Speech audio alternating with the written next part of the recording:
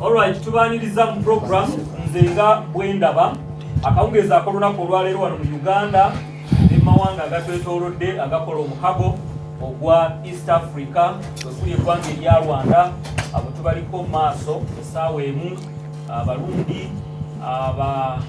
Abasudaani Abakongo betwogerako abali mu ntalo aba DRC Democratic Republic of Congo Somalia awamu n'eggwanga erya Kenya Tanzania mwogedde n'Abatanzania bonna abo budde bwa kawungeezi ensonga ate abalala gye muwangaalira kuyinza okuba nga budde bwa kumakya mwenna tubaaniriza abali ku Dream TV abali ku BTV abali ku Impact FM. Impact FM etalaze eggwanga lino era ebibuga bikasangwawo ebikulu tuli mu kibuga eky'Ejjinja kyaliko ekibuga ekikulu ne bakikyusa kati kibuga bubuga so nga ate n'ekibuga eky'Embaale nayo kwetuli awamu mulumba nga ntunuulira bulala Kyali industrial kya industrial kyonna kyekirenze mbagambye kyeyogera ekikakasa so nga ate n'ekibuga ekikulu eky'e Kampala mwebale kutugoberera abali ku Doxa app namwe tubaaniriza mwebale kubanga gye muli mutulaba saako ne ku www.imc.ug. Programu eno nze nga bwendaba ekutusibwako Victory Christian Center mu Ndeeba era ng'ekutegeeza nti omwezi guno bali mu mwezi ogw'okusaba n'okusiiba bali mu mwezi ogwa combat bajje tuyita combat month n'olwekyo osobola okubeeyungako buli lunaku paka lwenaggwa ng'ennaku z'omwezi 30 omwezi guno bamaliriza n'okwokya kaada ze muba mwawaayo mu Passover Festival n'olwekyo wali eyo kakasa nti obeeyungako.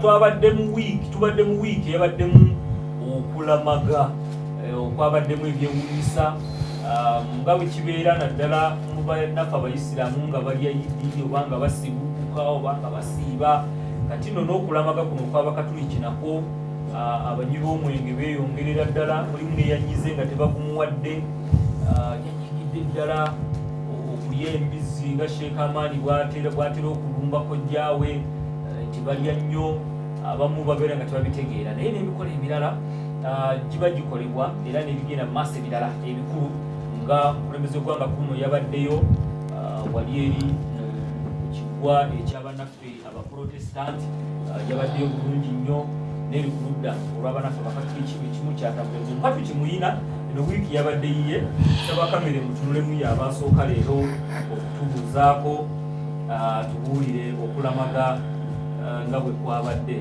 owejjokole tusanyusa okulaba nange neesimye okusinkana kulika ye Namugongo saalinyeeyo lwaki nabadde waka gye walamagidde ng'atunuulira ebyabadde bigenda kuba basobodde okulamaga ng'akabonero akalaga nti ebyokulamaga gwe tebikolera binkwatako era mbikiririzaamu naye okulamaga kubeeramu ebintu bingi mulimu abakuusa mulimu ababbi mulimu abayaayi mulimu abambala ebifaananyi byebeeteekako ku ngulu ng'ate munda emitima gyogera birala kale mubeeramu embeera nnyingi mulimu abakyakaze mulimu bizinensi buli kimu kibeerayo okufaanako nga mu byawandiikibwa waliwo Yesu bwe yasomoka omugga n'agenda emitala ne bamubuuza Mukama waffe wazidde n'abagamba nti temunoonya lwakuba nti mwakola ki naye wakuba mwalya emigaati ne mukkuta nga banoonya byakukola ki byakulya kale n'okulamaga bwe kutyo kubeeramu abali kubeeramu ebintu byonna ebyabulinge abadigize abanywi ebyabulinge naye ng'ate ekyama ekikulu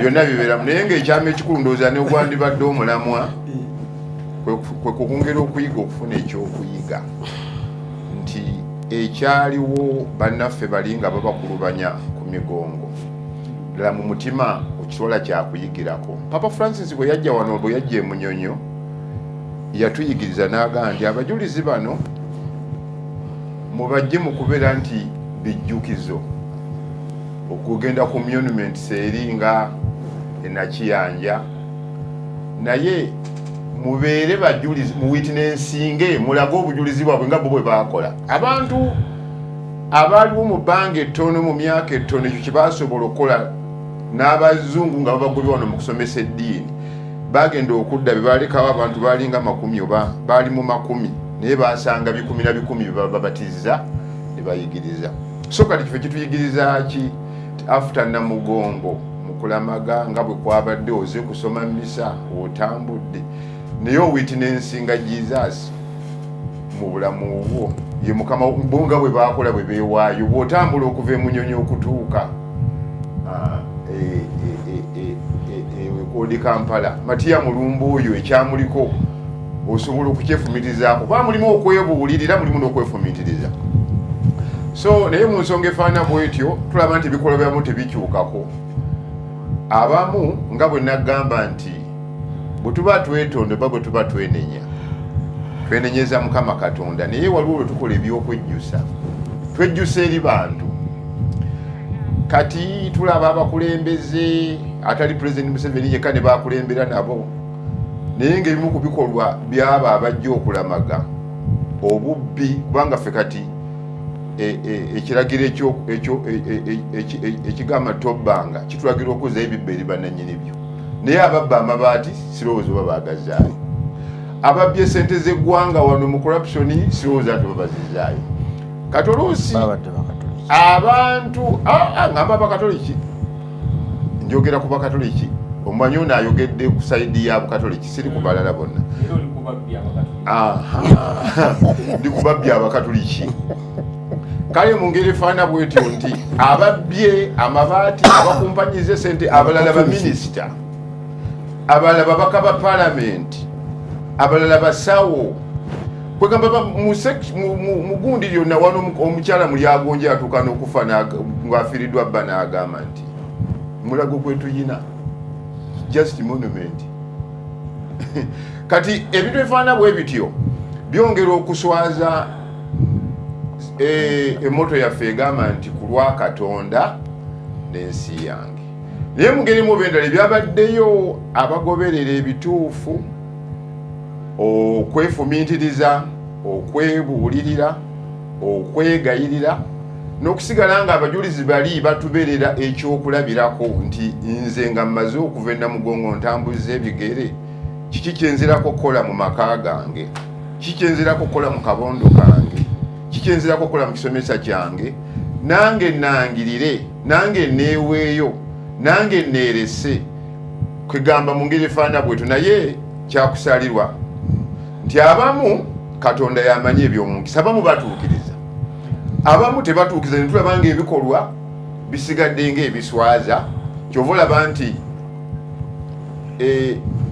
esayidi eyo eraga nti ababadde bagenze okunywa omwenge ate noweewuunye nga bambadde ne sapuli bazina n'amazina ababadde bagenze okulya embizi naye nga sirowooza nti omuntu asobola okutambula olugendo olw'emmayiro eziwerako bwe zityo nze nga bwe ndaba nyongera kusabira abantu abo bennyininyini bongere okusembeza Yesu Kristo abeere nga ye mukama w'obulamu bwabwe n'okutegeera nti abajulizi bano mu kwewaayo n'okumalirira naawe weeteeseteese kubanga tulaba guno omwezi leero lwe tukuza amazaalibwa g'ekereziya tubadde mu kweteekateeka okuva ku kisiibo Yesu ng'amaze okuzuuka ze nnaku 40 ne ku lunaku lwa 50 Yesu ng'amaze okulinnya mu ggulu kati leero ye Pentecost naye wakati mu budde buno obw'okutegeera nti amajja ga Mwoyo Omutuukirivu abajulizi nga bwe baaliwo mu budde obwo tusobola okutambula bwe tutyo kyakusoomooza abamu batambula kyakusalira abamu tebatambula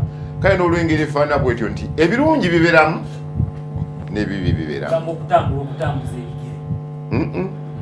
okutambula mu lugendo olw'obulokozi olw'okutegeera Kristo si luno olw'okutambula okugamba nti kangende bansabire bo kati ani yabasabira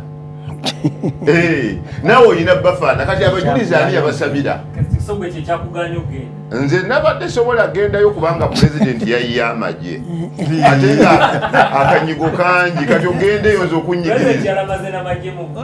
Ate nakiyanja. Vice president yabaddewa kweno buloli. Ate nakiyanja ngeriyo ki. Naye amagye engeri gye nagalabyemu n'engeri abalijja bali bakugunya nga sisobola kugenda Namugongo. Era nabaddeko nga ndaba ku NBS, ndaba emunyonyo, ndaba nakiyanja, ndaba n'ebuloli, ndaba bitambula. Semalulu walamaze saasubudde nze nabadde mbuulira njiri ogende okulama ogende Namugongo batobuulira njiri era ekyo kyekituufu. Archbishop nga yabaddeyo mukama ogwe n'Uganda ow'Oluganda ono bw'abadde ayogera toli mukatoliki yogera ng'omwange baluganda bonna bakkiriza Kristo bw'abadde ayogera nanzusa yankoze bulungi n'abatuuza abalamazi bw'abadde ayogera n'azijukiza mu Yokaana 1:29 wagamba Tolako olwokubiri Yokaana n'aba Yesu ng'ajja gy'ali n'agamba nti laba omwana gw'endiga wa Katonda ajjayo ebibi by'ensi. Kati nze ndaba nti kugenda Namugongo si kibi naye ekikulu bano ng'abakulembeze baffe nga Muganda Kazimba Mugalu era njagala kumwebaza olw'okutukulembera obulungi. Njagala kwebaza muganda waffe Ntagali kubanga Archbishop Ntagali omuwummuze y'entandikwa y'okugoba ebisiyaga mu Church of Uganda. Ate byalimu tegeeza byalimu mu Anglican Church of Uganda. biri mu Anglican tebiri mu Church of Uganda. Ow'Oluganda Ntagali onagambye yabigobayo Anti mu Church of Uganda yabigoba byalimu so si mu Anglican wabula mu Church of Anglican yonna kati Anglican mu Church of Uganda waliwo njawulo banjawulo kubanga Anglican eringa bolaba katugambe bendera ey'abasiraamu ey'abakristaayo nze mbuuza mumuleke uwe bwengenda kujja kuhijja zosokolete obagale eringanga bolaba ekizimbe naye mubaamu ebisenge by'enjawulo Anglican. Kati Oluganda Ntagali bwe yagenda e Canterbury olukuŋŋaana oluwagira ebisiyaga neyeekaganaava awo yentandikwa muganda wo Dr. Kazimba Mugalu ayongerereza okwo. Ate era njagala kwebazayo ne baganda bange abalala babiri Bishop Kitoluwalira yakola bulungi nnyo obutakkiriza ngeri y'amazzi gaseneddwa kuleetebwa mu kanisa n'agagaana. Ate muganda waffe Bishop Banja ebbanja yalimazeewo kubanga yakye yakoze yagambidde ddala Ssekiriba kyattaka kubanga baali batandise okuleeta obubbo okuŋŋaanya ku ntaana n'abigaanira ddala. Kati ensonga eyo Abangirikani aba Church of Uganda tobya Anglican Church of Uganda aba Anglikani oba aba Church of Uganda ogambye oyawu Ssekiriba kyattaka abawa Abakatoliki Ssekiriba kyattaka abawa Abakatoliki naye otyo Ssekiriba kyattaka abawa Abakatoliki nedda kye bagamba kiri kiri wabaddewo olugezigezi n'olukwesikwesi olugezigezi nga luva mu baani nga luva mu bantu ndowooza abagenda okuziika mu Bakatoliki baleete nabo eno bakoppe aba Church of Uganda babadde ne bakoppa eby'Abakatoliki kiraba dirwe baalema okukoppa ku luno baalemye okukoppa balamaga ku luno baalemye Kulodo balemye okukoppa. Ekintu yabaganye okukoppa. Yaganye obubobo bwe batambuza ku ntaana simanyi biki ebyo simanyi sekiri bakyataka ebyo. Bade bagenda kutandikiriza. Ate laba sikugambye Oluganda kityo bulwalira. Bali batandikiriza nti basena amazzi mu Nakiga bagaleete enamirembe bagasabirenga bagawa abantu n'agamba mbalabawo wano. Ekyamazzi bali bakikoppa wa? Era bali bakikoppa. Bali bakikoppa ku basiraamu. Ng'ate mugandawo. N'abakatoliki. Abakatoliki bakkiriza mu by'okusena amazzi ag'omukisa nabo. Bakikiriza. Nafu abasiraamu.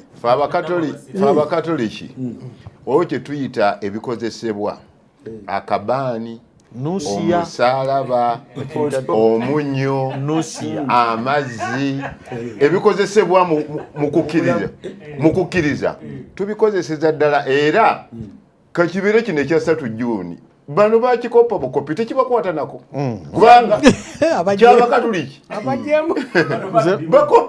bakopi nagamba wakoppa era omusajja nkooyo n'okumuziika awo lwali lutalo ng'agamba ekintu kino tuteeka okukikuza okukibuusa ku nsonga eyo nkooyo ne bamulwanyisa nnyo era yeiki yavaala ama nti bamuziikangawa unamugongo naye nga bamulwanyisa era taba kuba nkooyo oyo senga tebajjayo enamugongo.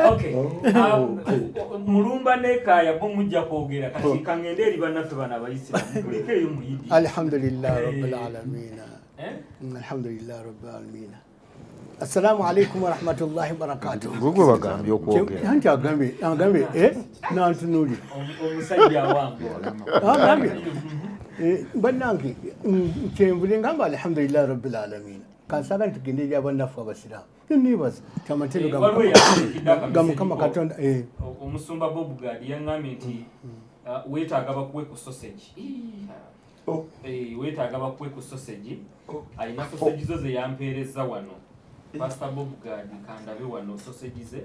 Producer ajja kuzimpa naye waliwo akatambi kenjagala kasooke kazannye kubanga mugenda okujaguza olunaku nga waliwo abava eri ku mukiyita mutya kuhijja okukola hijja okulamaga kw'obusiraamu okusika okulamaga kw'obusiraamu kale waliwo ensomesa y'obuyinja ate asomesa ku buyinja bwe mukasuka nga mutuuse eri producer akatambi ako kampe bwe kabanga kali rede ndyoke nzikirize bana abayisiraamu nabo boogere olubali ababiri banyutolayizinge okulamaga kwonna okw'abayisiraamu n'okw'abakatoliki n'abangirikaani.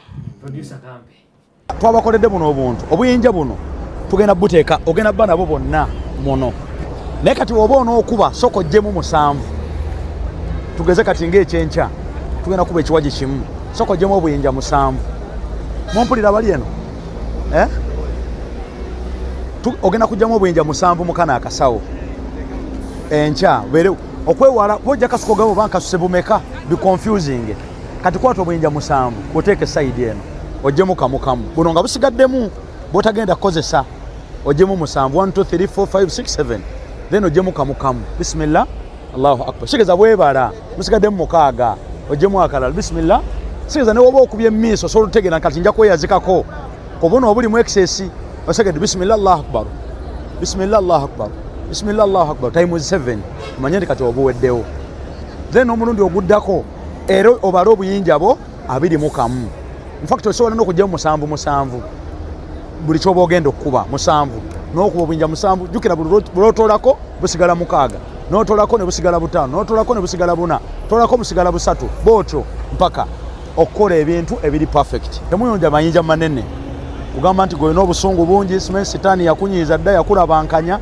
oleete ejjinja eriringanga erindaazi funa akayinja ne bwe kabanga mpeke y'akasooli oba empeke y'ekijanjaalo katonotono wali wangu nnyo bino bakutuusayo olina tageti ekyokubiri bwe tunaaba tukuba kati tujja bibagambira tunaaba tukuba weewala okuvaayo ng'otunudde oti ojja kuba ovaayo bwoti ng'otunudde eno ng'oli aleeta olya kuba eriiso bw'oba ovaayo making sure wakiri ovaayo kinyuma abantu mujjalaba amayinja gayitingana bakubira kumukumu asa okuba eriiso oba omutwe kyobola abagambye ffe tujja tambula tuyitewoko tukube maaso eno tusigale era tukuba kiwaji kyekimu.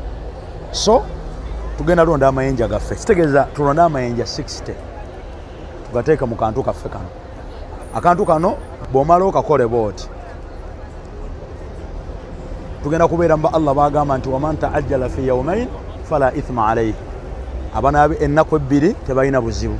Kati waliwo abajja osigalayo era bo bajja kuba n'olwokusatu, abo Allah bayogerako nti liman ittaqa. Era ojja kwekanga bannayuganda wasigaddeyo ng'ekibiina kimu, sigadde byonna nga bigenze oba entambula n'ebirala. So tugenda bukwata tubuteeke muno obwinja bw'obeere nabo.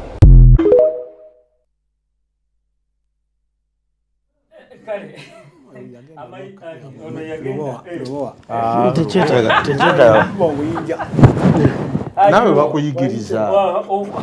Byonna byayogedde bituufu. Inna alhamdulillah, abatulaba n'abatuwuliriza mbalamusizzaako mwenna, tubaagaliza okuwuliriza okulungi. Kansooke nnuŋŋamye ku nsonga y'ennamugongo malirize n'ekyo. Emikolo gyonna egibeera ennamugongo emigongo mingi gya celebration. Kujaguza. Nkaddemu Celebration kyeki? nga bwe tukuza Christmas, nga bwe tukuza Easter. So nga ate Easter twali kufa kwa Yesu Kristo, twandibadde tubeera mu maziga, naye era tucelebratinga olw'okufa kwa Yesu, olw'okukomererwa kwe n'okuzuukira. Kati n'ebikujjuko ebibeera ennamugongo, gavumenti ya Uganda yateekawo olunaku olwo abantu bajjuukirireko ebyo ebyaliwo. Gavumenti ya Uganda yaluteekawo. Kati lwakuwummula kiki ky'ogaana?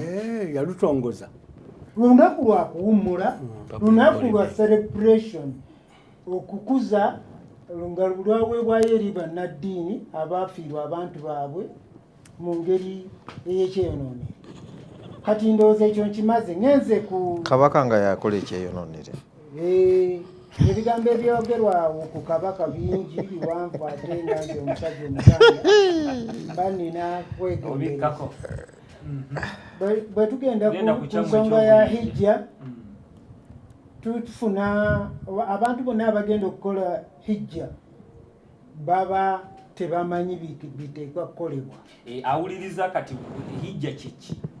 Hijja tteeka lya Katonda erikakata ku buli musiraamu asobola olugendo e Makka mu nfuna, mu maanyi ne mu mbeera. Kati zisabusolo tasobola genda? Asobola, kati tasobola lwa maali ne mu maanyi bw'afuna amuwa hijja agenda. Zisabusolo naye ku bagagga abasiraamu abali mu nsi ne mugaana okuwa zisabusolo tebateekwa gikuwa. President ajja kujimpa. President Museveni ajja kumpa hijja. Yebale nnyo Museveni wamma okutwala abantu omusajja tabanga bali bamulumba balina omusajja eyatuulanga ku kidiba mpawulira nga bamwogerako ng'agamba siina nkasukayo. Kati omusiraamu monna mwali wano Sheikh Mulamba. Anti era singa yali akyagala yandibadde yali ajanira dda. Allah kamulajanireko kuba alabika yamwera. President Museveni ajja kujimpa. Huwa mulanzi kankulajanira. Yatutta abantu e Makka. Allah akuwe hijja. Amale kulonda Museveni. Oyo mubedde waffe ajja tukolera inshallah. Wamamalayo tteeka lya Katonda eriragira buli musiraamu azitowa mu nsimbi, azitowa mu nsawo, azitowa mu bulamu, azitowa n'okusobola olugendo okugenda okukola hijja. Kati bwe batutwala e Makka tuteekwa okugenda n'abamanyi nga Seeka Mafumafu bw'abadde awo bwakyogera, abadde annyonnyola abalamazi be yatutte nti kati tugenda ku nsonga eno, muteekwa kukola kino, muteekwa kweyisa bwe muti, muteekwa kubeera abalambika. atandise kubalambika na kulonda amayinja bagalonda wa Muzdalifa bwe tuva olunaku olwo lwonna tusiiba mu Arafa mu lusenyi. Olusenyi olwo lwe lukuŋŋaaniramu abazze okukola hijja era nabbi Muhammad sallallahu alaihi wasallam yagamba teri hijja ntuufu kujjako ng'omuntu amaze kutuuka mu Arafa. Era mu Arafa we wabeera omwogezi omukulu ayaniriza abagenyi bonna abagenza okukola hijja n'abakakasaako obwa hujjaaji obwa haji ne obwa hajjati. Kati bamala kubeera mu Arafa tusiibamu olunaku lwonna nga toyambadde, enjuba emala kugwa ne tulyoka tusiibamu nga mwambadde nga bw'oli oba mubeera ndala. Bwe tubeera mu Arafa tutuukamu ne buli gurupu eyagenze ne bagiwa weeteekwa okuba. Katugeze bateekawo bendera okusinziira ku mawanga nti ab'Uganda wano, Kenya wali, Somalia wali, kati ne balaga ab'Ebungereza wali, bwe batyo ffenna tubeeramu. Era kyovula ne bano abagenda obusoolesole kuva eno nga mwambadde nga temwambadde. Sama bwe tuba tugenda okuyingira mu mikolo gya hijja tulina ekifo we tutuuka ne twambulamu engoye ne tunaaba. Bw'omala okunaaba n'osumika enkutu n'osuulira n'essuuka nga pajama temuli. Temubanga olugoye lulala lwonna. Era awo kasomala okunaaba kati kuba muva e Uganda nga mulimu abasajja n'abakazi. Kati era bwe bali batuuza wamu. Emirimu gyonna egikolebwa e Makka gikolebwa kintabuli, naye abakyala bwe bagenda okwambala wali ku muzikiti balina paati eyaabwe. Naye bwe bavaayo ate batwegattamu ne tubeera bumu. N'omukyala yayambala nkutu kimusanyusizza n'abakyala babeera mu nkutu zaabwe ez'ekikyala. Kubanga n'okwetooloola Kaaba, okudduka Safa ne Marwa, okukasuka amayinja, ffenna tuba bumu wamu. Kati ate tumanyi n'okukwataganako leka tofuna shahawa. Nalyo nga tteeka lya Allah nti tuleme kubulaŋŋana. Omuntu basobola omutwala n'otaddayo kumulaba. Nawulidde Sheikh Mafumafu ng'ayogera, kati mbuuza eryo nalyo tteeka lya Allah mwekwateko tumanye engeri y'okukolamu hijja kubanga Katonda agambe mugikolere wamu. Kati tuteekamu ebisoko ebyammwe tugikolera wamu. Kati kikugasa omuntu okumalako wiiki 2 ng'onoonya omuntu yabula okusinga lwe mukwatagana. Shahawa tejja anti bwe baba abakyala kati onayinza okuba nga yagenze n'abatamuzira yamukwata wano ati mbadde nti oba basse ebintu yabijje. Obuyinja mubukasukawa mpulidde Sheikh agamba kati bwe tuva mu Arafa tutambula butereevu ne tutuuka e Muzdalifa ne twebakawo katono. Si wala nnyo. Si wala nnyo, ndowooza wavanga wano mpaka mu paaka. Kati bwe tuvaawo ne tulondawo obuyinja ne bagamba olonda amayinja 21. Naye abasinga kati gaseeka bw'owulidde asomesa tironda agasinga kubanga asinga amayinja gamugwako ng'alina either kukasukayo kyakutte. Bwe basimu gyokasukayo. Ate esimu bw'aba agikutte n'essimu tebatera gikwata. Aba akutte oluusi manvuuli oba ngatto zaakutte mu ngalo. Kati amayinja gamuguddeko akasukayo ngatto. Kubanga oteeka okukasuka emirundi 7 ku buli kiwagi. Birimu ekimu. Lwaki kirimu like ofunamu ki okasuka? Emikolo gyonna gye tukola e Makka gyakolebwa jjajjaffe Ibrahim. Yali omusamize. Teyali musamize. Yadduka mu basamize. Kubanga yali musamize. Nadduka mu basamize. Tabanga yazaalibwa omusamize. Bw'ozaalibwa omusamize toba musamize. Yagambye beera bezi mwana wa musamize. Anti Katonda agambye yateekateeka Ibrahim okuva mu lubuto lwa nnyina. Kati gw'olina togamba nti ate yajja musamize. Okay. So biri byonna bye mukola yeri mugoberera nkola ya jajjamwe nabbi Muhammad. Kati nabbi ebibaje ebyo ebisatu awa ekibaje ekimu we kiri wali wayimiriddewo Ibrahimu. Ekibaje ekirala we kiri wali wayimiriddewo mukyala wa Ibrahimu. Agali oba Sara Agali oba Katra Agali abasiramba ina Hagali aba Hajara ekibaje ekyokusatu kyali kiyimiriddeko omwana Ismail. Kakati kasitani kajja eri Ibrahimu ne osazeewo okugenda okusala omwana gwe tulaba nti ekyo kyabwewusa tunula nawe usalawo nakati Ibrahimu kye yakola yakwata ejjinja n'akasukira ki sitaani eyo naga nti faawo sitaani.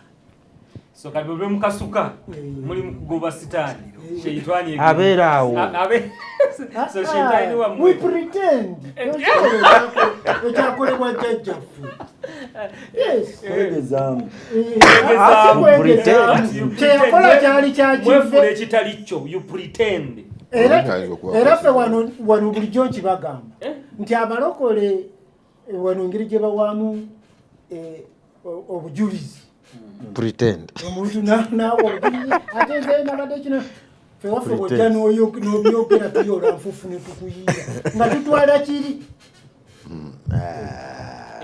tuyola nfuufu bwetu ne tugikuyiira tatunyumiza ebyo tomuliko olwo kale mwe temugendangako temukolanga hijja n'ekyo kale sebo kati n'omukyala naye bw'atyo naye kasitani bwe kamulumba naye yakasuka jjinja n'omwana naye yakasuka jjinja ebiwaje ebisatu gwe n'obeera myoyo gy'abantu basatu kyeyama utilizinga okulamaga kw'abano bonna weewaawo ne mulumba mu ddakiika zino tweyanzizza nnyo Muzidalifa we tulonda obuyinja olusozi Katonda yalukola nga luliko obuyinja bungi baabukola mu bukasuukirira ekigundi. Kati we tubulonda ati twanoonya we tuyinza obulonda bano bye bakola kuba kusamira oba kusinza mu ndaba yammwe mwe nga bwe mulangira Kaaya. Kaya ayogera bya Buseveniside oba ayogera bya Busiramu? Bya Buseveniside. Obudde bugenda bukuwa Shekamani kye yatandise okwogera. Nedda ogambe kyaba kakati nedda katono nnyo kubanga engeri gyoleka abasajja bakulu ne bamala okwogera nga gwe moderator n'oteekateeka ensi n'obuuza ekibuuzo mu bano bye bakola bya kisamize tuba tulina engeri gye tukwewuunyamu mu bano bye bakola bya kisamize kati addemu agenda kuddamu ki olaba bakufuula omupumpa poovu mu bano bye bakola bya kisamize mugamba abuuze ku bantu nodira omusajja omukulu omuteeke mu mpewo aswale nedda sebo kanyweze kyobuuziza omukulu abuuza fe abakatuliki n'abasiraamu bye tukola bya kisamize gwe ne mulumba mutaanye ku nsonga eyo kakati abadde ayagala busiriikire in other words mu butegeevu waffe tulugamba obanga muli ba ddiini eyizi oli mukristaayo oba musiraamu mwe lwaki temulamaga wonna kuba Ibulayimu mumanyi jjajjaffe era tumukkiriza ne waffe wa kristaayo abajulizi abajja Namugongo baatuggulirawo omulyango gw'okuleeta enzikiriza mu ggwanga erya Uganda era mbatendereza kubanga singa olwaleero kitandika ne baga nti kati okyasigadde mu nzikiriza okkiriza Yesu oyinza okulaba abantu beweta wano ne beweta mpolampola kubanga olaba bakujja ku busika nga bagamba nti olina okukola kino ne wekkiriranya okukakkana ng'okoze ebyobusamize n'ebitakkirizganyiza naki nanzikiriza ne wekkiriranya. Owulidde waliwo omusiraamu omu bamuyita Ali musimi wa mirambo egisengula ebijja, naye bwe baba basengula ebijja bwomupangisa, naye ekizibu bagamba nti mu kusengula ebijja waliwo akalombolombo. Ogenda okusima oyina kunywa ku mwenge. Ali agunywa. Ali aba musiramu. Anti ze nkugambye musimi wa mirambo waintana wa magumba azikula abafu, naye akalombolombo k'okuziikula abafu kunywa yekkiriranya n'anywa asobola okuziikula abafu. Ekyo kiba kitegeeza nti ku mulembe gwani gwa Mwanga oyo teyandisavayivinze, yandigambye ebyeddiini za wabbali, ebyokukkiriza Yesu kola kizabbali. Newankubadde nyinza okugamba ekitangaala kye baali baafunako tekyawera, naye banywerera mu ekyo. Era bano abagenda Namugongo okulamaga bayinza okuba nga tekuli n'ogu ajja kufuna mpeera ng'abali gye baafuna. Tompita bulijjo atategeera. So nga ate bannaffe bano Abayisiraamu nabo bayinza obutafuna, kubanga bw'otunuulira eno gundi Idi, buli lw'olengera ekintu nga kiri half baked. Twagamba Nabbi Ibulayimu yanabba ki? Anti kati nze kanjogere, Nabbi Ibulayimu bw'akwata okusala endiga, bw'abakwata okusala omwana gwe baali bamugambye okuwaayo omwana, n'asalamu endiga eyajja nga weevudde nga temanyi, si yagirunda, si yakola ki, si nema, terina kuba ki nema, terina kuba, era bawaayo ya mwaka gumu okusinzira ku biwandiiko.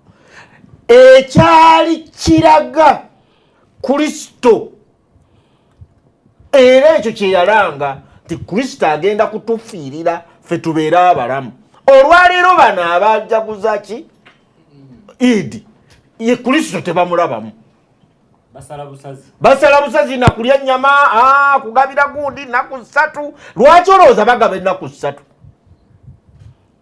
Zaali zitegeeza Yesu Kristo kuzuukira mu nnaku ezi 3, naye byonna tekuli mu muzigiti. Nawuliriza boogereko nti Ibulayimu yali alanga Kristo kujja azaalibwe abeere ng'akola ki, akomererwa ku musaalaba, era mu nnaku 3 tukole ki, azuukire. Nawulidde boogera bintu birala, nakugaa temulya ku bantu nnyama, temukola ki, kwegamba nga birala nnyo. Obwanabbi bwa Ibulayimu tebabuliiko. Kaakati kwe kutandika okugamba ne baleeta obulombolombo bw'abasamize abeeri e Makka bwe bakola nga bali bagenza okukola ki, okukola hijja. Batugambye muno bantu bonna bakola hijja bannabbi, tekuli n'ogu mpozi Muhammad oba Duruskisifiri naye Muhammad, naye Yesu yali nabbi okusinza ku Islam, tetumulabangako Makka. Dawuda tetumulabako Makka. Yahaya tetumulabako Makka. tewali biwandiiko biraga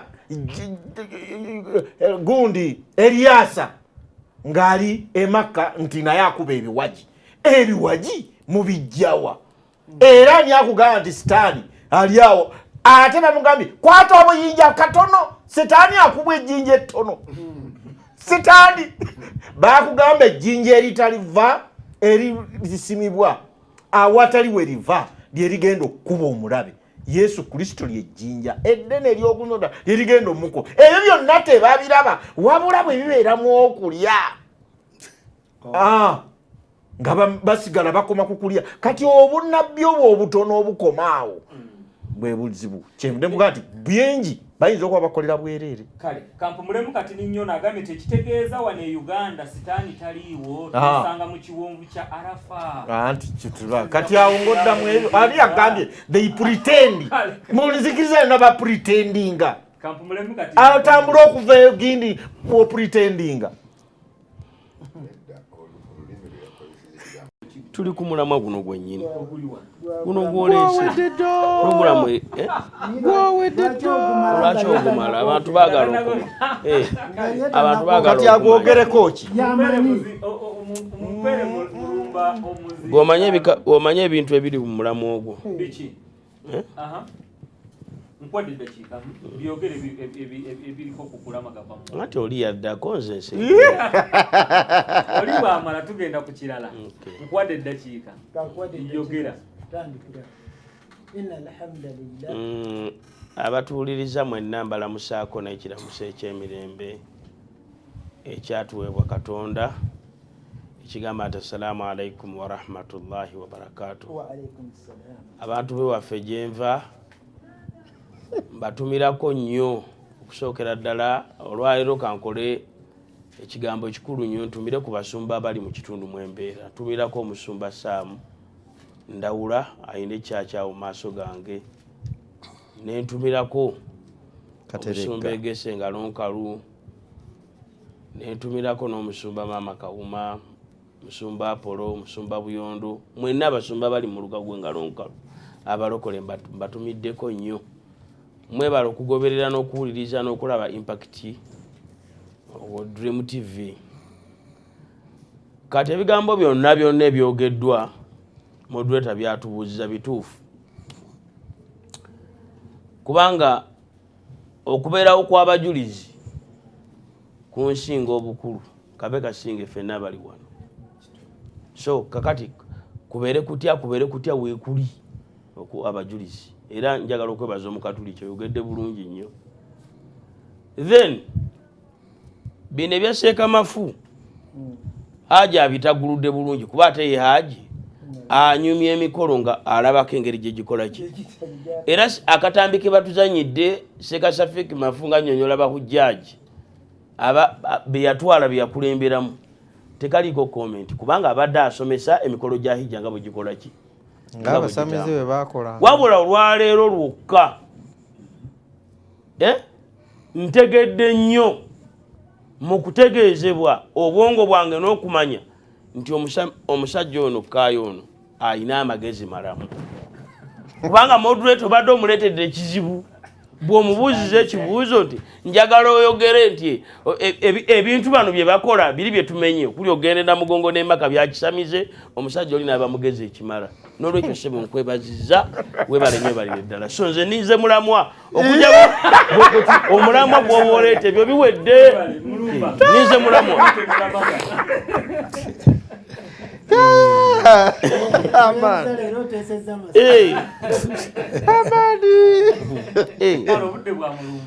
Mulumba yagera okutanya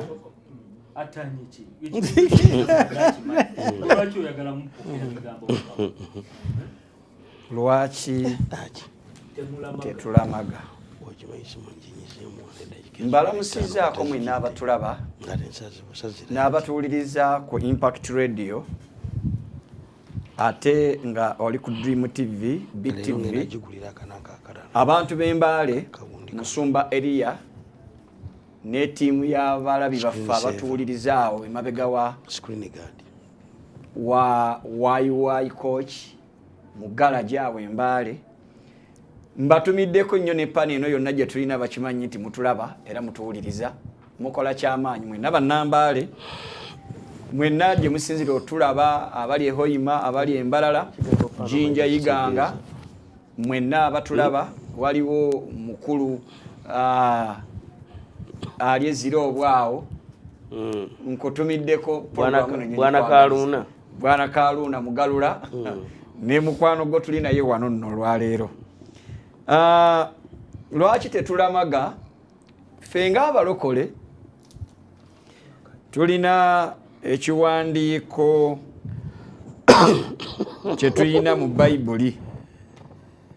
Bafilipi ono essula ya 3 nja kusoma olunyiriri okuva ku lusooka nga sipakukira nnyo nnyiriri naye bwe nsoma olunyiriri olwabiri olw'obudde kubanga tebuliiwo nziramu ekibuzo kya moderator. Ffe tetulamaga lwa nsonga wano mu nsi situlinaawo kifo kye tusobola kugenda tulamagemu kubanga Yesu teyakitulaga n'omutume Pawulo bw'ajja naye teyakitulaga n'abatume kubanga Bayibuli egamba nti mwazimbibwa ku musingi nga be batume ne bannabbi ate nga Yesu Kristo ly'ejjinja eddene ery'oku nsonda.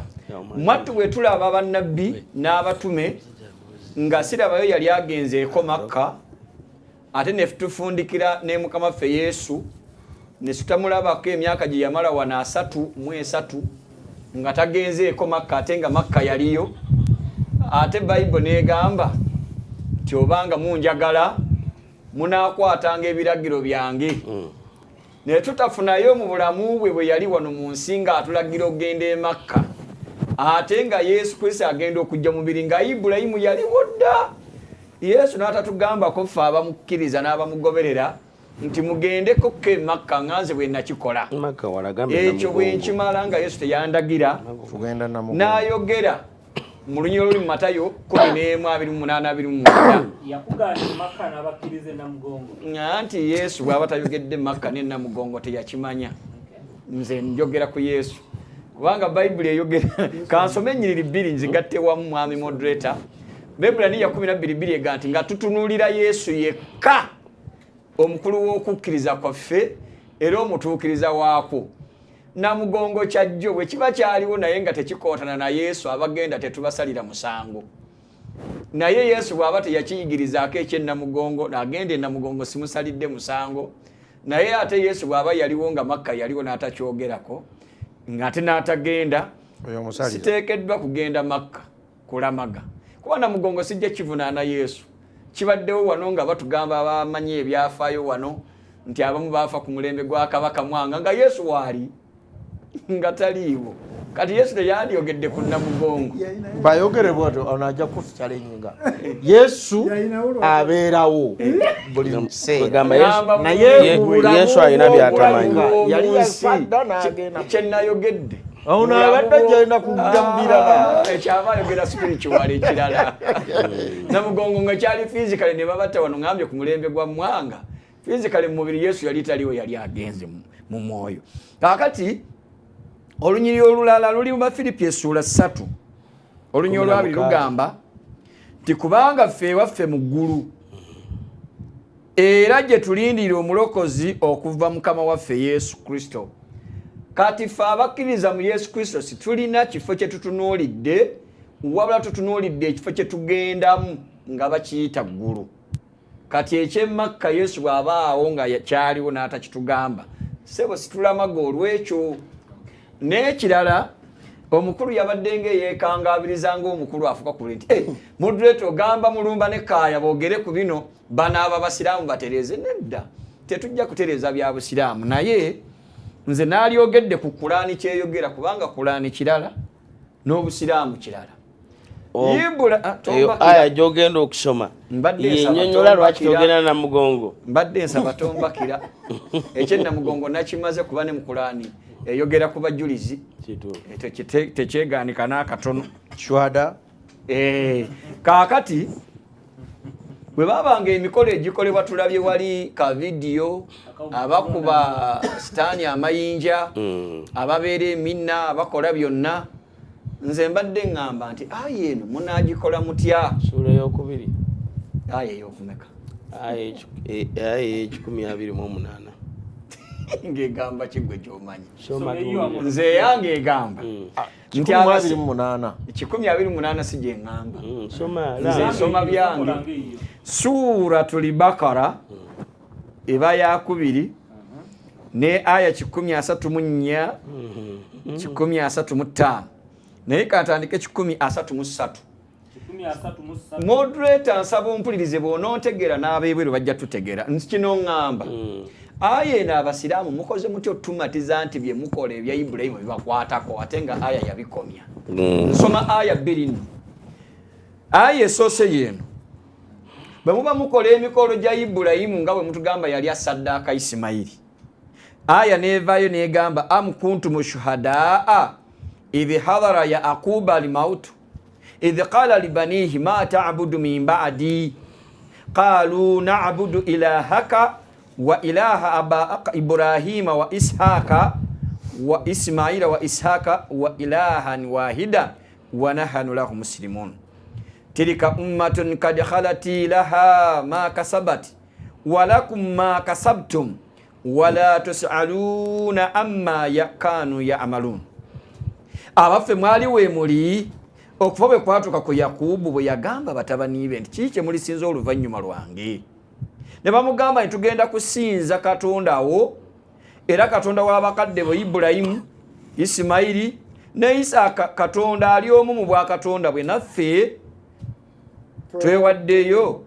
okumukkiriza n'okumugondera 134 ekyo ekibiina tuwulidde mu Ibulayimu Isimayiri Isaaka ne Yakubu ekyo ekibiina mazima kyayita kiri kungula mu ebyo bye kyakola nammwe mu ebyo bye mukoze temugenda kubuuzibwa ku ebyo bye baalinga bakola naawe bwe kibanga Ibulayimu yali saddaaka aya nejjeekomekereza negamba ogwo omulembe gwayita gulina ebyagwo bye gwakola nammwe aya nammwe mulina bye mukola kati bagamba Muhammadin sallallahu alaihi wasallam ani ayogera wano mu aya Allah jalla wa ala dotoli musiramu ani ayogera mweno aya buuza abisomye eyinedde tuli nalanze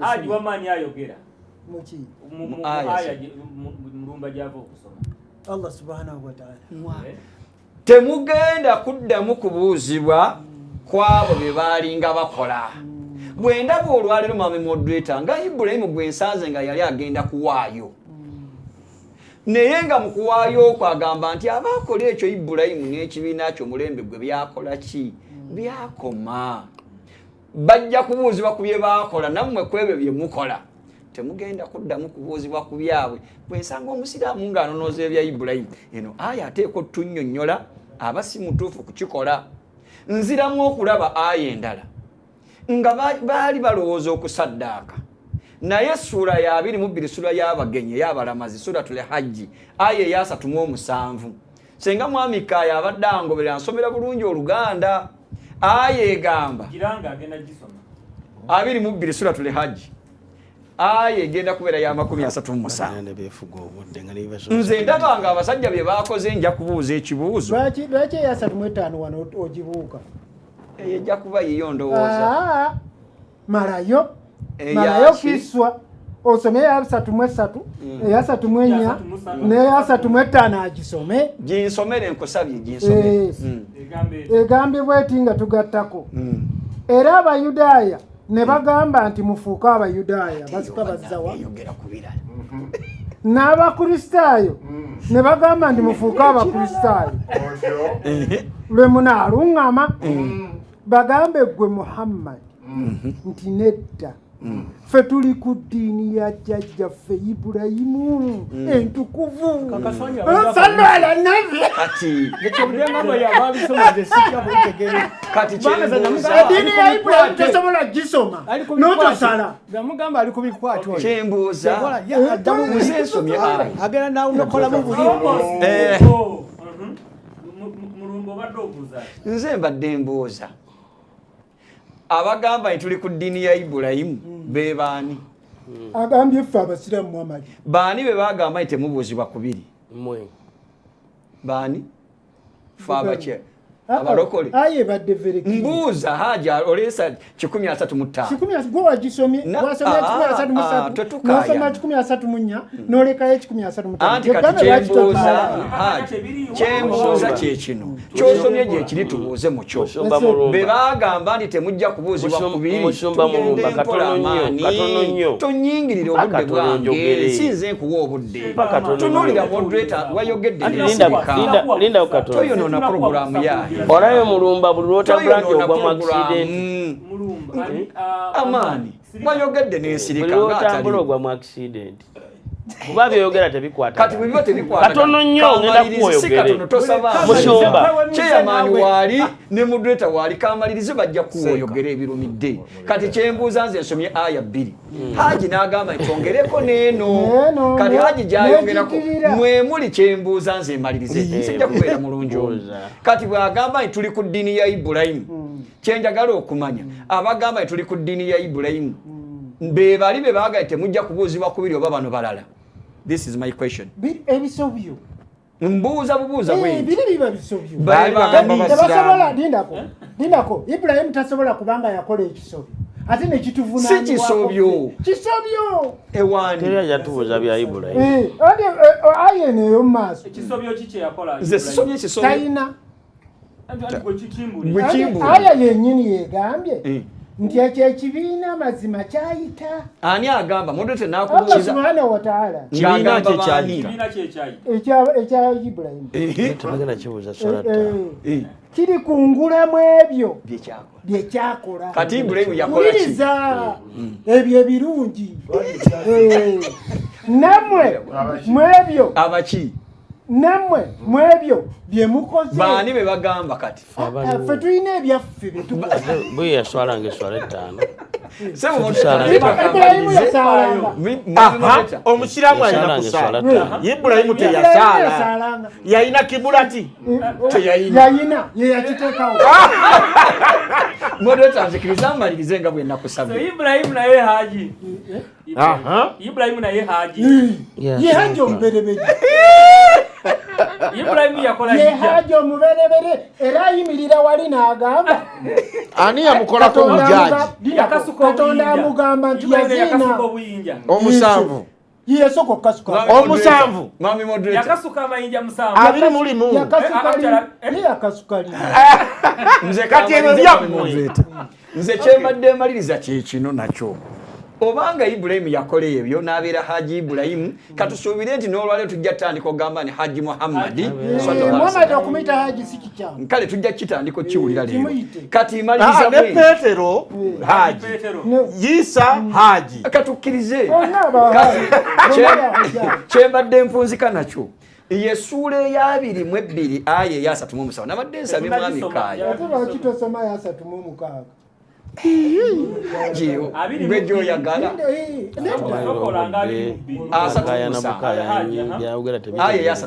sebo mwami moderator twandivuddewo ngaebyawo biwedde sirikako kubanga kiswe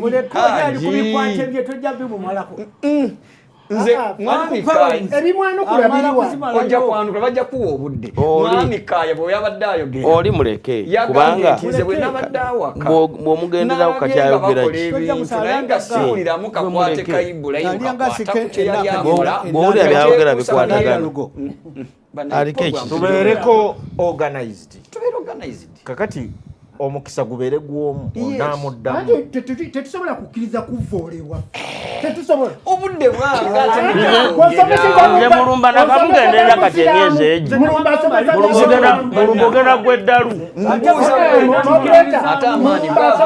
sikulimba ogenda kulaluka bwowulira byogera bikwatagana n'omulamwa mulumba olina ekizibu abantu abafiira enamugongo tekwali mulokole ekyo wakimekinze kiriya enamugongo waliyo omulokole bali babata mu 60s gwe obuba obutandise wano mu 9 ekyokubiri boogera toyogera ku Kaaya Banaye omuntu bamuwe mukisa okwogera. Sebo mukulu mulumba. Obudde bubwo bwe bakuwadde n'obwaffe yogera owulirwe. Amani wezive. Fetushirise. Amani bwa. Zensirise sebo. Obudde bwoli. Zembadde nsaba Maliriza wamma. Ogenda maliza sema lulo bado. Zembadde nsaba kubuuza. Obuuzani. Mukulu Hajirubu. Aya zivoola Zita.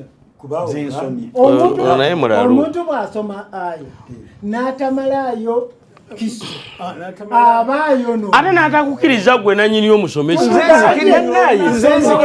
ekyo kyekintabula byayogera tebitegeerekeka omuwa obudde byona byayogera tebitegeerekeka bwe byayogera bikwatagana ffe batyo bwe tuba byosomesa tebitegeerekeka bananyini Qur'ani tukuwabula weefuula omugezi mulumba ojja kulaluka ojja gweddalu Kakati tusirike amalirize. byogera tebikwatagana amalenga ate moderator n'omuwa obudde ekyo kinsobera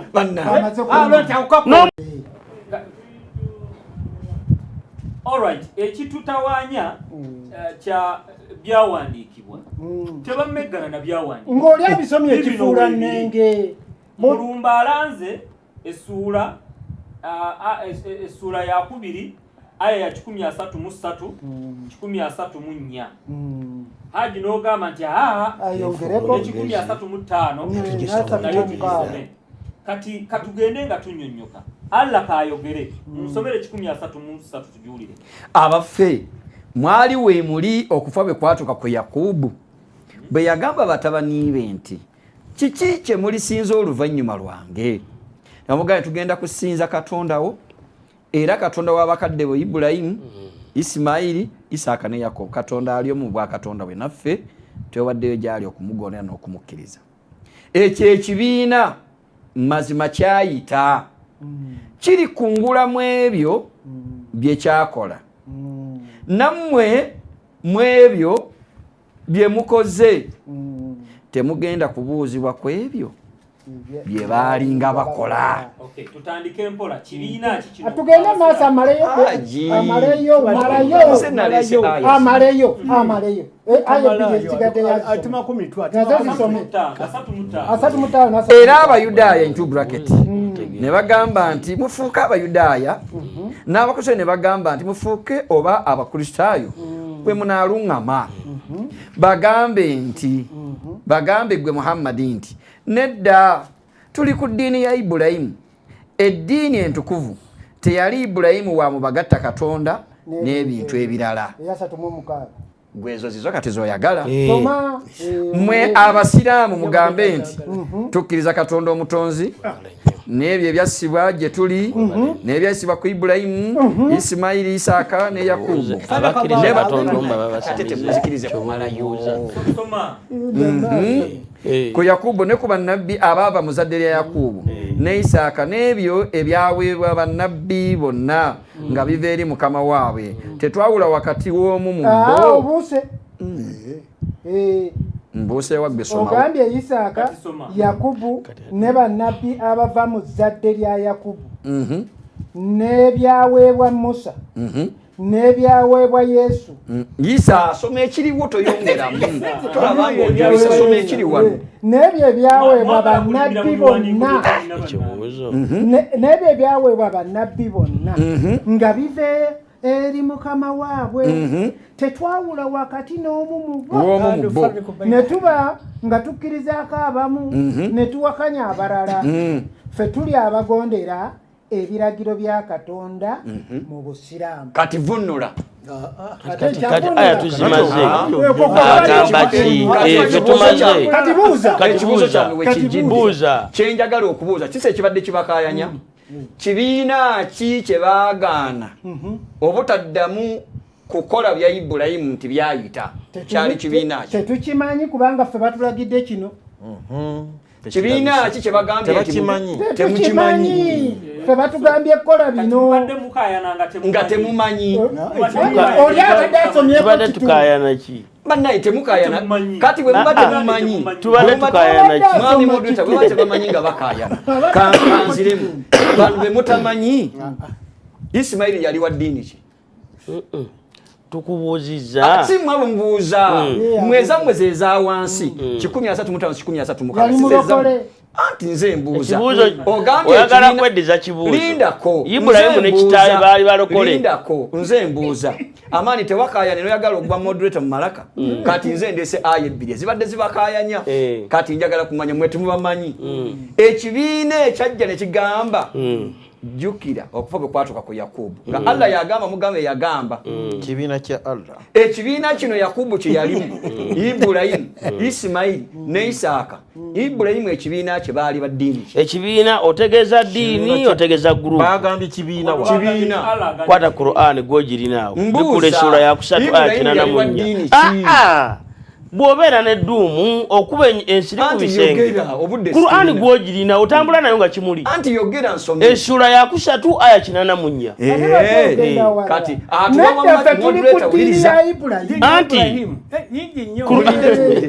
tuli ku ddiini entukuvu weebale so y'abatukuvu kati ekibuuzo kyekino si musiraamu ntukuvu sirika naawe ogambye eddiini ntukuvu abantu bano si musiraamu ddiini ntukuvu mwami kaaya mumpulirize nze bagambye ekibiina tebakimanyi kati tuwuliddemu Ibulayimu Ismaili Isaaka ne Yakobo era be bagambye nti tuli ku ddiini entukuvu eya Ibulayimu baani be babadde bagamba nti Ibulayimu Ismaili Isaaka ne Yakobo be baakola mmwe tebibakwatako ate Qur'an tugikuwale tegisomye bagamba mu ate osaala ono agambye nti osiiba okola hijja ate obwajja kinaana owazaga mu Qur'an bakyalawo bebikirira amaani bagambye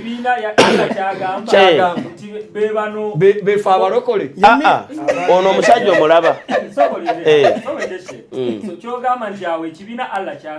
kyabalokole okoze bulungi okumbuuza nga musirise Qur'ani egambye eddiini ya Ibulayimu bwali busiraamu si bwe kiri then ekibuuzo kibuuza esebo towayiriza bw'obadde owulira sebo moderator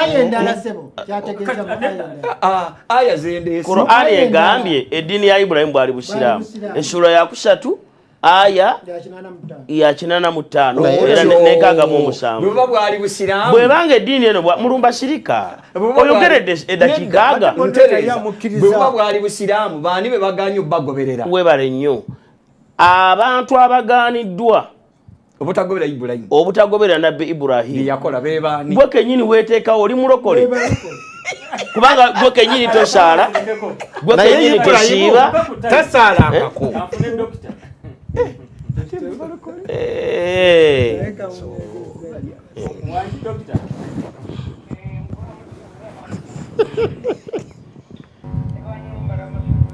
wewaawo sebo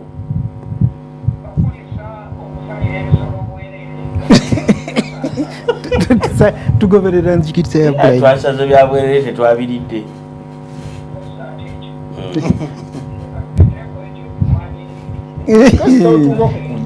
tayagala musaayi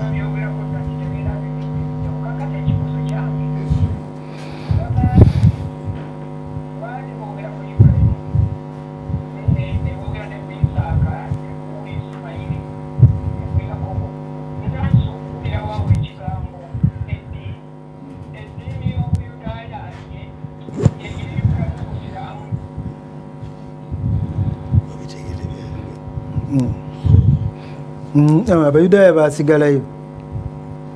basigalayo sebo muyaabwe obusiraamu si bupya bwe bwaliwo okuva ku ntandikwa ekigambo ekyogerwako dokita wano ng'obuyudaaya tebategeeza ddiini bategeeza bwadiventi kubanga abagoberezi ba nabbi Musa haji si bwe kiri ddiini agibaze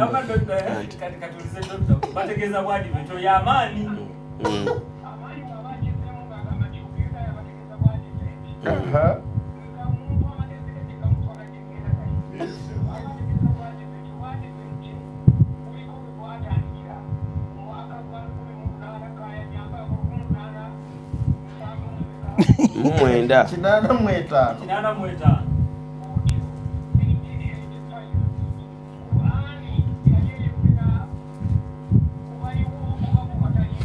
ere kati ebyo oyogera bye Kampala oli Musa bamugobereranga myaka jadda ebyo oyogera bye Kampala abagoberezi ba Musa abaaliwo basigala mu loko ne bagaana okukkiriza Nabbi Muhammad Katonda bayogerako ne ku Ibulayimu nti makana Ibrahima Yahudiya Ibulayimu teyali oyo yagendera ku ebyo ebya Musa ng'Abadiventi ba leero wala Nasaraniya wadde omukristaayo w'engeri zonna nga ggwe omupentekooti mukulu Kaya nono omukatuliki kabeera omuprotestant walakin kana hanifa muslima yali musiraamu ekitegeeza nti kati bwe tuba tuwuliriza nga mwogera ne tuwulira nga Qur'ani eyogera n'abakristaayo ab'omulembe ogwo webale nnyo very good kakati ate Kaya omuyingirizaamu owa 1885 anti agoberera bali Musa teyaliwo mu 1885 era Yesu Kristo bw'amala okujja obuyudaaya n'obusiba ku basebenyisidde nga ba 1885 mu nsi yonna tetwogera Uganda mu Uganda bajja 1927 ekyo kirala mu nsi yonna abasebenyisidde bakkaaya abayudaaya ba 1885 okiwulidde mu studio kati nkubuuza Qur'ani eyogera n'abayudaaya ba 1885 oba eyogera n'abayudaaya abaaliwo nga ne Qur'ani tennayogera wango nalyoka aboogereko nti abo baawubwa kati 136 ebajjayo mwe abasiraamu gambe tukkiriza Katonda omutonzi n'ebyo ebyasibwa gye tuli ebwasibwa ku Ibulayimu Isimayiri Isaaka Yakobo ne bannabbi bonna bava mu zadde lyabwe okwo nga kwe kuli Musa ne Yesu si ba 1800 Okay, bakuza nti oyogera ddiini oba oyogera mawanga? Njogera ku ddiini kubanga bano bonna Ibulayimu ddiini ki? Musiraamu. Musiraamu. Yusufu ddiini ki? Musiraamu. Ne Musa ddiini ki? Musiraamu. Ono ali ku mpaka za Watuuyo. Assalamu alaykum. Ndowooza okiwulidde. Oyogera ddiini, oyogera bantu, n'oyogera amawanga. Ate bw'oyogera amawanga n'ogati ate oyogera ddiini. Naye nga ddala mulowooza nti miliyoni eziwera 15 ezibawuliriza mwonna mwonna temulimu muntu n'omuwalira bwongo bukola. Musumba tukkirize okoze bulungi okujja. Oyinayo akanyiriri konna nga bannabbi abo baali balokole. Toyongera mukomerera musumaali. Lekerawo. Okay. So Mulumbe yabadde amaliriza nze twagala okwebaza abatuuliriza nze aya ze nalese zabadde bbiri Wangisebe nembuuza mu aya z'ebbiri nga nalabye bakola omukolo olw'eggulo gwe baakoze nga gwekuusa ku Ibulayimu gwe tulaba mu byawandiikibwa naye mu kwekuusa ku Ibulayimu aya egambye mmwe temugenda kubuuzibwa ku Ibulayimu bye baalinga bakola. Ekibuuzo ne kijja baani be baagaana obutakola Ibulayimu bye yakola n'agamba se tubamanyi ne bagamba Isimayiri Ibulayimu Isaaka balina bye bakola kati ne bagaana mu abaliwo aba Muhammadi muleme kuddamu kukola byani kati sirika amalize kati aya bwebanga obudde tebujja kuzibanga tuli kwezo aba Muhammadi be baganye wama yasalu amma ya amaluno bakibiina kirala tetumanyi kubanga ffe batuwadde etteeka mu maaso lye tukusomedde kati wabaawo be mutamanyi nga baabagana ogoberera Ibulayimu nziramu okusoma anti lindako Pastor Mulumba kati katono nnyo amaani oyinayo aya nga bannabbi betumenye baali balokole ekyo kirala nnyo nti waliwo kyewayogedde gye tuvudde ng'amalirize noga obulokole Mulumba bwalimu bwa muki kati bwe nabuuzizza be baagaana ogoberera Ibulayimu ogambye nti baagamba balokole si bw'ogambye kati baali we bali oba nga tebaliwo bwe bagambye bakanya obusiraamu batandise leero kati tokiraba kitegeeza baaliwe kati aya gyemaliriza nayo mwami moderator 22 nagiranza 37 egamba bweti lan yanaalu llahu luhumuha wala dimauha walakin yanaaluhu taqwa tetuuka ku nyama kukatonda ennyama y'ensolo zemu saddaaka newankubadde omusaayi gwaso naye kumutuukako okumutya nendaba kye mwakoze nga mwasaze enkoko Ibrahim zatasa lwakutya linda teri kusala nkoko mulumba tetusala nkoko teri asala nkoko mulumba ategwe wewayira olakyenkugambye bagambye tetusaddaka nkoko nagambye musumba nakugambye ogenda kulaluka abasiramu basala zuuya nga mulumba destroyer obudde bwange mwasaze embuzi katono nnyo mwasaze embuzi n'endiga n'ente Ibrahimu yali asala yagabira kaani webale nnyo nga mmwe kye mwakoze muba mukola nga Ibrahimu mumpeesa epiki Ibrahimu gye yafumbiramu nebe yagabirako kale n'owulira kadoma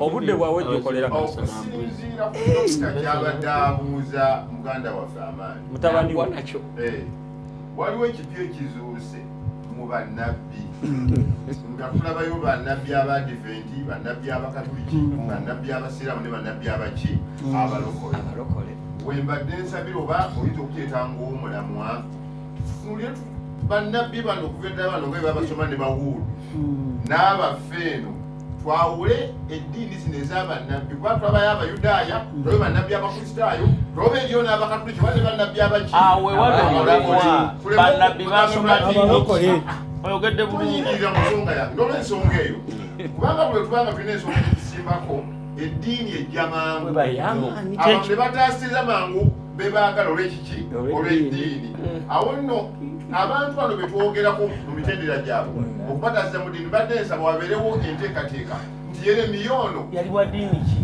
kaakati nti Uhudu ono yali wa ddiini ki olw'ensonga okutugenda gye kutandika nti oba ne Musa ono oba ne Kristo abamukwata Isa tulyoke tumanye eddala yali mukristaayo yali mukatoliki yali muadiventi yali era sebo mukatoliki obulungi bulungi n'ebikolwa ayasaala nawe nga bwotwe yali embizi n'omunaamaani saagala mumbuze nze Amaani alina Ibulayimu we yagenda woziberekira mu programu gye twasembayo Amaani alina Ibulayimu we Ibulayimu nze ndi kutunuulira nababuzaana ekibuuzo Ibulayimu ayogerwako mu Korani y'omu yayogerwako ne mu Bayibuli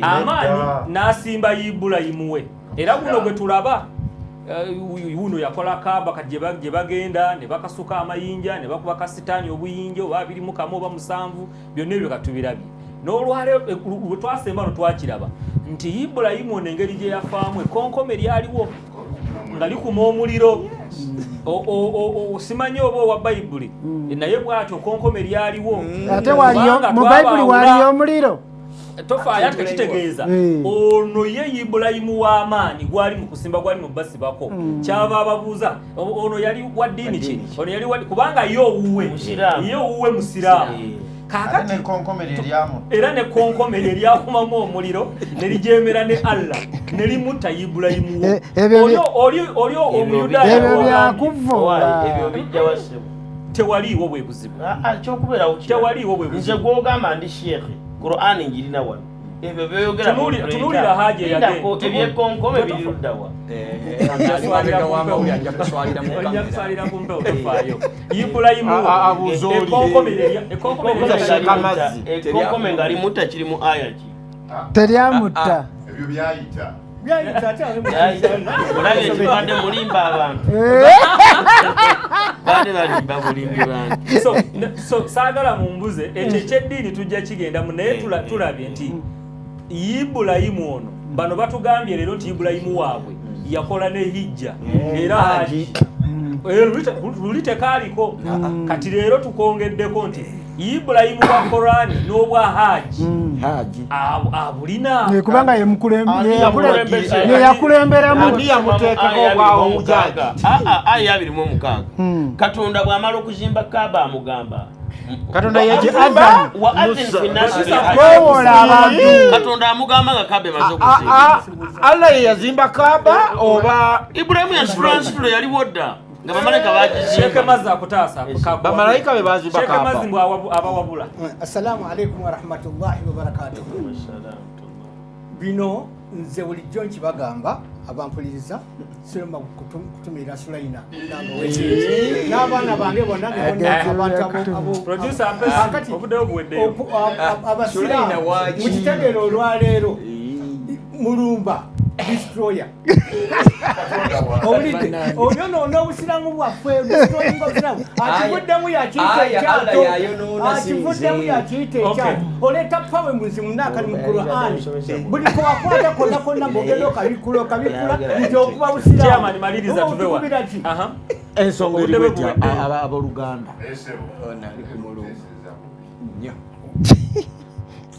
mulumba yatucyankalanya okukoppa kuleeta obuzibu. Ani akopani? Okukoppa kuleeta obuzibu nti ebintu ebimu bwe bijja byogulwa birabikanga amazima naye nga bulimba. Ebigambo by'okugamba eddiini, eddiini kulaba bulabi muntu nti akola bw'ate ne bamuteeka ekyo. Wano abalokole lwakati gyova owulira nti lwayita balokole naye babega eyo yonna bakiwempe. Erinnya lize likola ki? Likyuka ddiini za biwempe. Naye nabano okulabika nabo obalabise eayo naagimanyi ng'egamba timugende mwetooloola eminna neki nesitaluwa ng'abasamize abakafiri bwe baakola. Ekyo kigambo kyani? Kya Budala Zaake omuvuunuzi ye muvozi ye yavoola Abudala Zaake ye yavoola obusiraamu. Ye yavoola obusiraamu tekiriiwo mu Qur'an nti mwetoolole ng'empisa y'abakafiri tekiri mu Qur'an. Aya ki? Okay. Kakati byasiramulwa. Ekyo tetwakisiramula. Kakati waliwo ebintu ebimu bye tulaba omuntu ng'akola ne tumutuuma ekyo. Abamungu mwema wano eddiini yaabwe si bumungu mwema. Eyamwe naye yagugudde ekigambo ekyo si kyekyabwe naye bwe tuyita era abantu bwe tuyita abamasiya bw'okimanyi nti bakatuliki bwe bayita abamasiya be baasooka okubeera abamasiya n'olwekyo n'abasiraamu Ibrahimu yali mu advent tubatuuma yali mu advent yali musiraamu yali mu advent yali mulokole yali mu advent chief period bw'okoze bulungi period sokoleke wano tetuli kuona nawe ulirizaako olw'obutamanyabwo tuyomba olw'obutamanyabwo nawe oli mu advent oyinamu olunyiriri nga Ibrahimu yali mu advent nawe oli mu advent tomanyi ffe tulese wano aya nawe oli mu advent lindako Qur'ani egambye nange ndi Ibrahimu yali musiraamu nange ndi musiraamu oyinamu layini nga Ibrahimu yali mu advent nange ndi musiraamu olunyiriri lutuwe nange ndi musiraamu olunyiriri lutuwe okimanyi nti ndi musiraamu olunyiriri lutuwe okimanyi nti ndi musiraamu oyina layini era nga ndi mukatoliki oyina layini nga ali byonna okimanyi oyina layini nga Ibrahimu mu advent kati ulitunula mu advent omukulu nange ndi musiraamu naleeta bwino abasumba bano basirise ekyo kyabalippye bw'oyagala kusinga bayibuli yiyo togikweka anti kuba tomanyi okayina nga Ibrahimu museveniside katuwe leeta ekyo singa kiwakoze